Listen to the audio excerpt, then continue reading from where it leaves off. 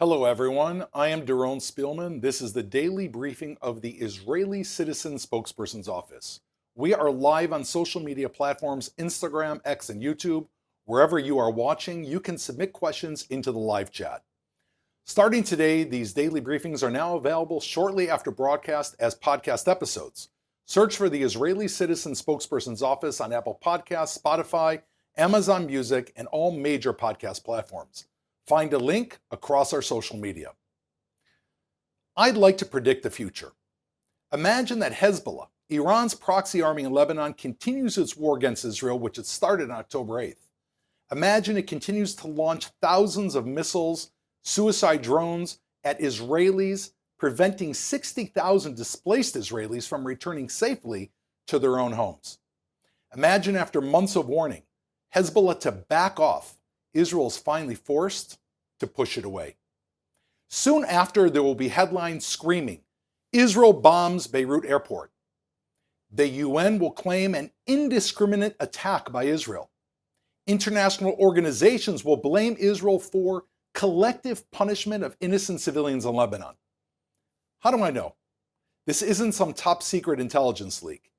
Everyone in Lebanon plainly sees that Iran's terror army, Hezbollah, has for years been embedding itself in civilian infrastructure, even in Beirut's international airport. Beirut's people are still traumatized by the devastating massive explosion at Beirut's seaport, whose investigation Hezbollah blocked. Yesterday, the UK Telegraph ran a bombshell expose.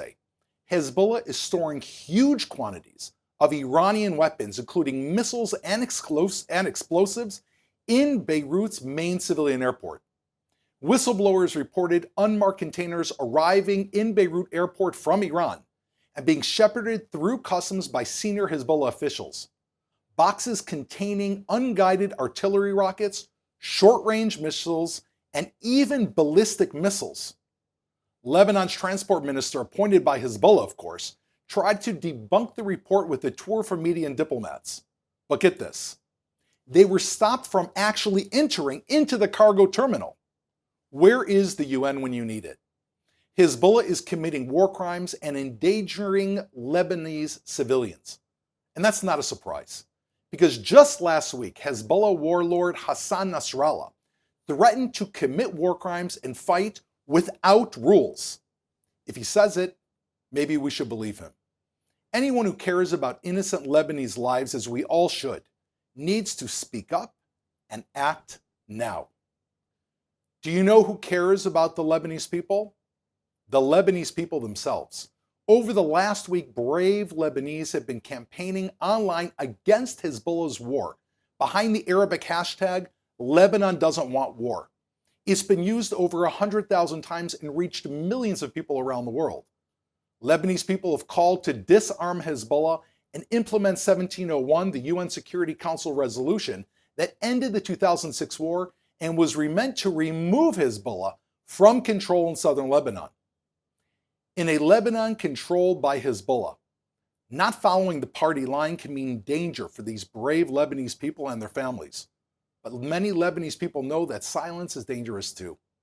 In this war in Israel, Hezbollah has no problem sacrificing innocent civilians in both Lebanon and Israel to serve Iran, their patron's goals. The world must stand with the Lebanese people and demand that Hezbollah back off and stop its war in Israel. Lebanon and Israel should be at peace. And without meddling from Iran's terror army, they could again be at peace.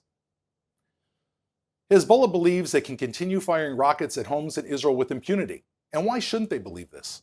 For the last 8 months, Hezbollah, Iran's proxy army in Lebanon, has been taking notes from Hamas, Iran's proxy army in Gaza, on how to manipulate the UN, the international community, and the media.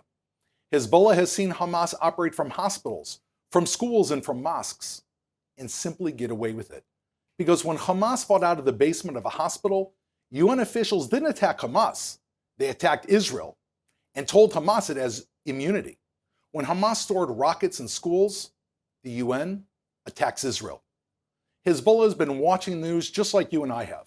They've seen that even in the face of the clearest evidence, there are many who will almost never call out Hamas for its endangering of Gazan civilians. And they've seen that for some, there's no accusation of alleged Israeli cruelty, no terrorist propaganda that they won't report as fact, no matter how absurd. We should expect that as long as that works, as long as Hamas is rewarded, even incentivized to hide behind civilians, that Hezbollah will continue embracing the same playbook in its war on Israel. As long as Hezbollah can explicitly say it will attack Israel with no rules, as long as it can threaten EU members like Cyprus with impunity, as long as it can hide behind Lebanon's civilians, Hezbollah will hide behind Lebanon's civilians and attack Israel, knowing that the UN and the international media will cover for it and place the blame on Israel.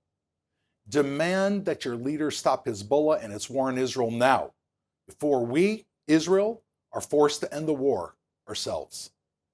Our office and our spokespersons will continue to share analyses about these issues on social media. Now let's take some questions from our audience watching live on social media. First question coming to us from Sophie Barnett via our YouTube live feed. Would a full-blown war with Hezbollah look different than our war with Hamas? And if so, how? We have to understand that Hamas is a terrorist organization that launched a brutal massacre against Israel. However, Hezbollah is the jewel in the crown of Iran. They are 5 times the size of Hamas. They have received billions and billions of dollars from Iran. They have been compiling weapons, short-range weapons, long-range weapons, precision-guided missiles that can hit a bag of tea that a person is holding over their teacup. This is Hezbollah. They have trained fighters who practiced around the world, practicing again and again and again an attack on Israel. Fighting Hezbollah is on the level of fighting any army for any other army in the world. They have been preparing for terror, and they are the world's #1 terror army. In fact, they have committed more terror attacks against other countries around the world, not only Israel, than any other terror organization. That is Hezbollah. Therefore, a war with Hezbollah is a very difficult war. It's a war that Israel will win, but it is a war that Israel never wanted in the first place. It was Hezbollah that went completely against 1701, which was an agreed upon agreement with the United Nations that would push Hezbollah away from Israel's border over the Litani River. It was Hezbollah that came over that border. It was Hezbollah that, in violation of that agreement, infiltrated into southern Lebanon, brought weapons into southern Lebanon, endangered Lebanese civilians, and launched an attack on Israel on October 8th. So while Hezbollah is a difficult army and are responsible for this entire war, at the end of the day, if it needs to be fought, Israel will be victorious. Next question comes from David Tawil on Instagram Live. Score 0 to 100% the likelihood of a full war between Hezbollah and Israel in the coming months. Thank you for your question. I would ask anyone out there, if there was a terrorist, God forbid, outside your house that was shooting at your house, what would be the likelihood that you would defend your family? That is it. That's the whole scenario. Hezbollah began this by shooting rockets at Israeli civilians. These people, these mothers and fathers, they had to take their children and leave their homes. If our people cannot go back to their homes, if we have to defend ourselves from a terrorist that is attacking us, just like any other person in the world, we will do so, which is why we are calling on the international community and on you right now to take note. Israel does not want to go to war. Hezbollah have to live up to the 1701 agreement and move beyond the Litani River. But if they don't, Israel will do whatever it takes, just like any other country or any other person would, to defend their own homes. Next question comes from Elena Zonana via YouTube. My question is, how is Israel going to defend itself on so many fronts? Lebanon, Syria, Iran, Houthis, and West Bank.